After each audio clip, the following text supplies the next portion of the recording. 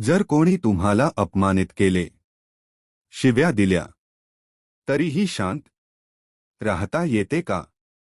भगवान बुद्धांनी एकदा अशी गोष्ट सांगितली की ती ऐकल्यावर राग कायमचा कमी होऊ शकतो. एकदा भगवान बुद्ध आपल्या शिष्यांसोबत गावातून जात होते. तेव्हा एक माणूस खूप रागाने बुद्धांकडे आला आणि त्यांना शिव्या देऊ लागला.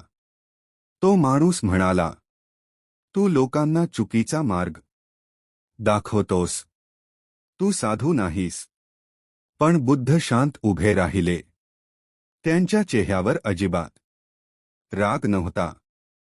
थोड्या वेळाने तो माणूस थांबला.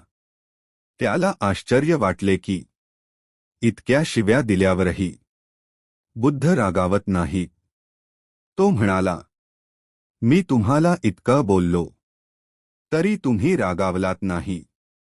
बुद्ध हसले आणि म्हणाले, जर एखादा माणूस तुम्हाला भेटवस्तू देतो आणि तुम्ही ती स्वीकारली नाही, तर ती भेट कोणाकडे राहते? तो माणूस म्हणाला, देणाऱ्याकडेच राहते.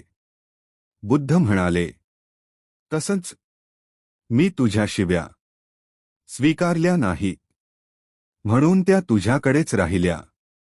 हे ऐकून त्या माणसाला आपली चूक समजली.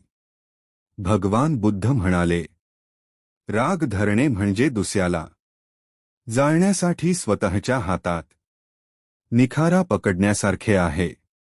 म्हणूनच जीवनात शांत राहा, कारण शांत मन असलेला माणूसच ह्या अर्थाने शक्तिशाली असतो.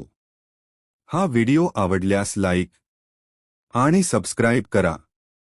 धन्यवाद.